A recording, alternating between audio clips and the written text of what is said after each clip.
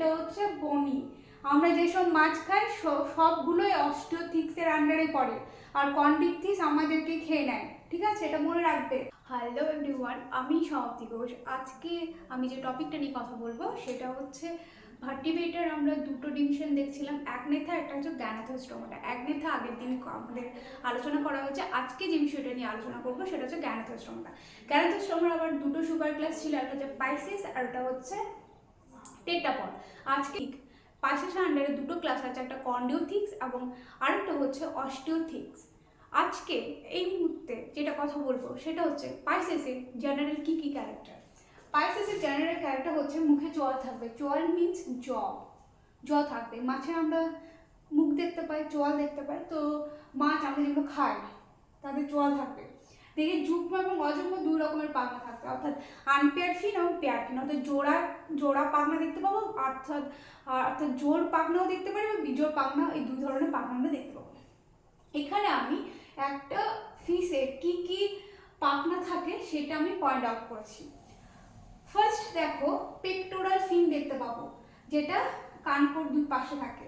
দেখতে পাবো সেটা কানকোর দুই পাশে থাকে, আর এটা হচ্ছে দুটো, মানে হচ্ছে পেয়ার। ওপরে ডর্সাল সাইড, ডর্সাল কি বলেছিলাম, আমাদের পিঠটা হচ্ছে ডর্সাল সাইড, তো এদের এই পিঠের যে ফিন দেখতে পাবো সেটা বলে ডর্সাল ফিন, একটাই থাকবে। এরপর দেখো লেজটা হচ্ছে কর্ডাল ফিন। ঠিক তার নিচে ভেন্টাল সাইডের কানকোর ঠিক নিচে যে পোর্শনটা সেটা বলে পেলভিক ফিন বলা হয়। এরপর অ্যানাল মানে হচ্ছে পায়ুছিদ্র, ওখানে যে ফিন দেখতে পাওয়া যায় সেটা হচ্ছে অ্যানাল ফিন, এটা কিন্তু একটা। তাহলে আনপেয়ার ফিন আমরা তিনটে দেখতে পেয়েছি, এবং পেয়ার ফিন এখানে আমরা দুটো দেখতে পেলাম, একটা হচ্ছে পেক্টোরাল ফিন আর ওটা হচ্ছে পেলভিক ফিন। এখানে কন্ড্রিকথিসের বেসিক ক্যারেক্টারগুলো দেখব। দেহ অনুবীক্ষণিক প্ল্যাকয়েড আঁশ দ্বারা আবৃত, অর্থাৎ এই ফিশের আমরা আঁশ দেখতে পাবো, কিন্তু সেগুলো হচ্ছে খুব ছোট। তো সেই আঁশের নাম কি হচ্ছে, অর্থাৎ সেই স্কেলের কি নাম, প্ল্যাকয়েড।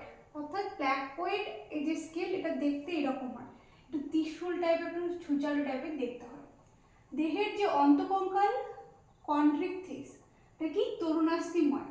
কন্ড্রিক মানে হচ্ছে কার্টিলেজ, কন্ডিক মানে হচ্ছে কার্টিলেজ দ্বারা নির্মিত। এরপর দেহ কঙ্কাল হচ্ছে তরুণাস্থিময়। ফার্স্টেই বলি, এই যে ক্লাসটার কথা বলছি সেটা হচ্ছে কন্ড্রিকথিস। কন্ড্রিক মানে হচ্ছে কার্টিলেজ, অর্থাৎ দেহের যে অন্তঃকঙ্কাল সেটা হচ্ছে কার্টিলেজ দ্বারা নির্মিত। মুখছিদ্র মস্তিষ্কের অঙ্কদেশে উপস্থিত, অর্থাৎ ভেন্ট্রাল সাইডে আমরা মুখছিদ্র দেখতে পাবো। এখানে দেখো ফিশটার নিচের দিকে মুখ আছে। কেন নিচের দিকে মুখ? কোনো কিছুকে আক্রমণ করলে যখন শিকার করবে তখন সেটা যাতে ধরে আটকে রাখতে পারে সেই জন্য মুখটা নিচের দিকে আছে। দেখো এখানে দেখো বড় বড় দাঁত, এই যে দাঁত দেখতে পাচ্ছ না, এই দাঁতটা মডিফাইড করেছে কি থেকে, প্ল্যাকয়েড স্কেল থেকে এই দাঁত তৈরি হয়েছে। ফুলকায় কানকো দ্বারা আবৃত থাকে না, অর্থাৎ এই যে গিল স্লিট আছে এখানে কিন্তু কোনো কানকো নেই, ঢাকা কোনো পর্দা থাকে না বা অপারকুলাম নেই, অর্থাৎ ফুলকা কানকো দ্বারা আবৃত থাকে না, এমনি ওপেন। এয়ার ব্লাডার বা পটকা থাকে না। আমরা যেসব মাছ খাই সেসব মাছে দেখবে যে আমাদের পটকা দুটো সে বেলুনের মতো দেখতে পাই, সেটা বলে পটকা, কিন্তু এদের এই পটকা থাকে না, এই পটকা এদের দেখতে পাওয়া যায় না। এদের হৃৎপিণ্ডে দুটো প্রকোষ্ঠ থাকে, একটা হচ্ছে অলিন্দা এবং একটা হচ্ছে নীলয়। এরপর যে একটা কোয়েশ্চেন আছে যে ইলেকট্রিক ফিশ কাকে বলবো, টর্পিডো। এই যে টর্পিডো, ইলেকট্রিক ফিশ বা পয়জন স্টিং ফিশ হচ্ছে ট্রাইগন, এগুলো কিন্তু এই সব এই ক্লাসের মধ্যে পড়বে, কন্ড্রিকথিসের মধ্যে পড়বে। এরপর কথা হচ্ছে যে আমরা কার্টিলেজ ফিশ, কার্টিলেজ দেখতে শুনে বলবো বাবা কার্টিলেজ, তো হাড় নেই কার্টিলেজ। এই কার্টিলেজের ফিশ অর্থাৎ কন্ড্রিকথিসেরই আন্ডারে আমরা হাঙরকে দেখতে পাই, যারা যারা আমাদেরকেও খেয়ে ফেলতে পারে, ঠিক আছে। এরপর দেখো এখানে দেখতে পাওয়া যায় যে কন্ড্রিকথিসে যে পুরুষ মাছের যে ক্লাস্পার থাকে, ক্লাস্পার মানে হচ্ছে যে এটা যখন ফার্টিলাইজেশনের টাইমে সময় কাজে লাগে, ঠিক আছে। তো এটা কি হচ্ছে, ক্লাস্পারটা কি, এটা মডিফাইড অফ পেলভিক ফিশের ক্ষেত্রে এটা দেখতে পাই, অর্থাৎ আমরা মেল ফিশের ক্ষেত্রে আমরা কি দেখতে পেলাম, ক্লাস্পার উপস্থিত থাকে। এদের এক্সাম্পল হচ্ছে স্কলিওডন, স্কলিওডনকে বলা হয় ডগ ফিশ। কেন ডগ ফিশ বলে, কারণ এরা না খুব ভালো স্মেলকে সেন্স করতে পারে, সেই জন্য এদেরকে ডগ ফিশ বলা হয়। ফ্রিস্টিসকে শ ফিশ বলা হয়, মানে যে কাটারি মতো। কি হয়, ওদের মুখটা এইরকম, মুখের যে ফার্স্ট দিকটা এরকম কাটারির মতো দেখতে,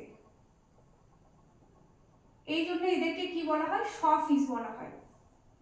আর এটা হচ্ছে কারকেরোডন্স হচ্ছে হোয়াইট শার্ক, হচ্ছে সাদা হাঙর যদি বলি, এটা হচ্ছে কারকেরোডন হচ্ছে হোয়াইট শার্ক। এটা ছিল কন্ড্রিকথিসের বেসিক যে ক্যারেক্টারিস্টিক আর উইথ এক্সাম্পল। অস্টিওথিক্স, অস্টিও মানে কি হাড়, আমরা জানি না, তাহলে বনি, এখানে যেসব ফিশ পড়বো সেগুলো সবই হচ্ছে বনি ফিশ। এবার হচ্ছে আগের এটা বললাম কন্ডিওথিক্স, কন্ডিও মানে কি কার্টিলেজ দ্বারা নির্মিত, আর এগুলো বনি ফিশ, তাহলে অস্থিময় অন্তকঙ্কাল, অর্থাৎ ভেতরে যে স্কেলিটন আমরা দেখতে পাই সেটা হচ্ছে বনি। আমরা যেসব মাছ খাই সবগুলোই অস্টিওথিক্সের আন্ডারে পড়ে, আর কন্ডিকথিস আমাদেরকে খেয়ে নেয়, ঠিক আছে, এটা মনে রাখবে।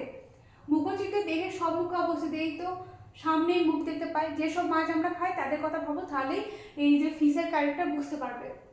ফুলকা কানকো দ্বারা আবৃত থাকে। আগের ফুলকাগুলো কি দেখলাম, যে এরকম গিলশ্রী দেখতে পাওয়া যায়, ওপেন, কোনো ফুলকা ছিদ্র দেখতে পাই, একে আর ঢাকার কোনো জায়গা নেই।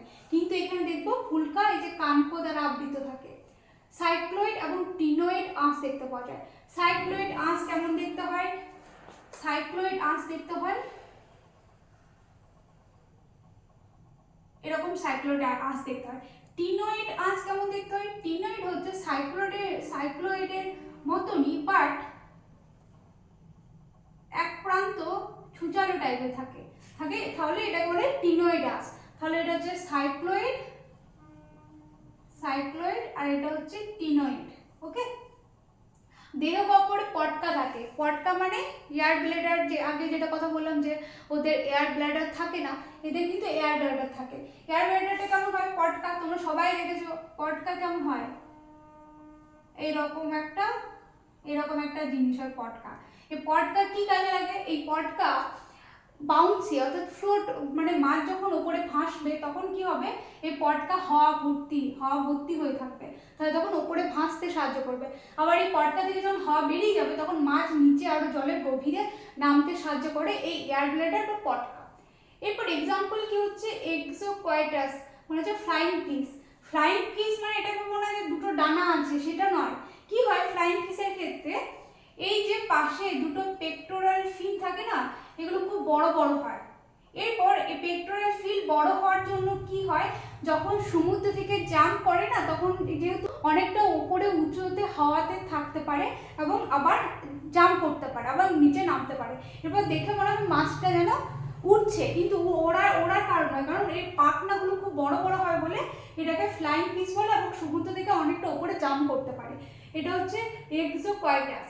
হিপ্পোক্যাম্পাস, লেবিওরহিতা সবাই খেয়েছো, রুই মাছ, কাতলা মাছ আমরা সবাই খেয়েছি। তাহলে এটাই ছিল পাইসেসের কন্ডিকথিস এবং অস্টিকথিস ক্লাসের যে ক্যারেক্টারিস্টিক, এগুলোই।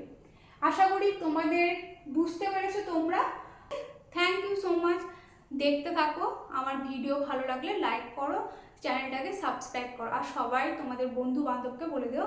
এটা ক্লাস 9-এর ফার্স্ট চ্যাপ্টার লাইফ অ্যান্ড ডাইভার্সিটির অ্যানিমাল কিংডমের এটা পড়ছি। ভার্টিব্রেটার দুটো ডিভিশন ছিল, একটা হচ্ছে অ্যাকনেথা, একটা হচ্ছে গ্যানাথোস্টোমাটা। আজকে গ্যানাথোস্টোমাটার দুটো সুপার ক্লাস ছিল, একটা হচ্ছে পাইসেস আর একটা হচ্ছে টেট্রাপোডা। আজকে পাইসেসের আন্ডারে দুটো ক্লাস কন্ডিকথিস এবং অস্ট্রিকথিস নিয়ে কথা বললাম।